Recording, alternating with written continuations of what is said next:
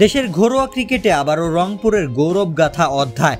2025-এর NCL টি20-র ফাইনালে খুলনাকে হারিয়ে টানা দ্বিতীয়বারের মতো শিরোপা জিতেছে রংপুর। শুধু দল নয়, ব্যক্তিগত পারফরম্যান্সের দিক দিয়েও আলো ছড়িয়েছেন এক ঝাঁক তরুণ ক্রিকেটার। মাঠ জুড়ে রংপুরের উচ্ছ্বাস। ব্যাটে বলের লড়াই শেষে যখন ট্রফি উঠল রংপুরের হাতে, তখন যেন পুরো গ্যালারি সাক্ষী হলো আরেক ইতিহাসের। পরপর 2 আসরের চ্যাম্পিয়নের মুকুট ধরে রাখলো উত্তরাঞ্চলের এই দলটি। তবে এবারের আসরে চ্যাম্পিয়ন দল ও রানার্স আপ দল সহ বাকি প্লেয়াররা সেরা পারফরম্যান্সের জন্য পেয়েছেন পুরস্কার। আর কে কত পেয়েছেন তা হয়তো অনেকেরই অজানা।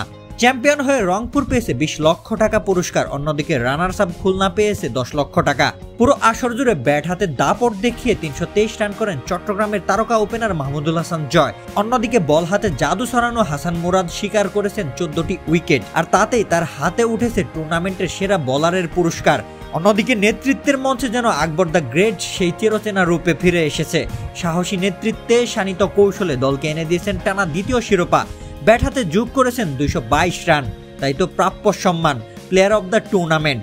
পুরস্কার 1 লাখ টাকা, ওয়াকিস বাইসাইকেল। এবারের আসরে প্রথমবারের মতো স্বীকৃত ক্রিকেটে নেমেই নজর কেড়েছেন তরুণ মোহাম্মদ রুবেল। 8 ম্যাচে 10 উইকেট আর 6 ক্যাচ। 5.21 ইকোনমি রেটে তিনি হয়েছেন টুর্নামেন্টের মোস্ট প্রমিজিং ক্রিকেটার, আর তাই তিনিও পেয়েছেন বাইসাইকেল। রোশন মনির, আলটিমেট স্পোর্টস।